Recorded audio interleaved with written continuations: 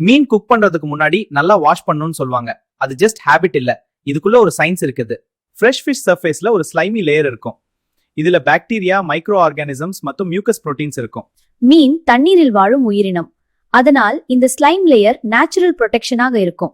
Fish wash பண்ணும்போது இந்த slime remove ஆகும், அதனால ஃபிஷ் ஸ்மெல் குறைந்திருக்கும். ஃபிஷ் கட் பண்ணும்போது சர்ஃபேஸ்ல பிளட் மற்றும் டிஷ்யூ ஃப்ளூயிட்ஸ் இருக்கும்.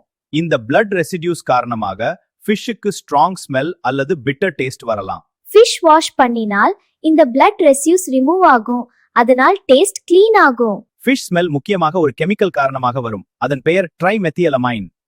ஃபிஷ் டை ஆன பிறகு இந்த கெமிக்கல் ஃபார்மேஷன் அதிகமாகும், அதனால ஃபிஷி ஸ்மெல் அதிகரிக்கும். ஃபிஷ் வாஷ் பண்ணும்போது சர்ஃபேஸ்ல இருக்கும் இந்த காம்பவுண்ட்ஸ் குறைந்து போகும், அதனால ஸ்மெல் குறைந்திருக்கும். ஃபிஷ் மார்க்கெட்ல சில நேரங்களில் dust, scales, small debris stick ஆகி இருக்கலாம்.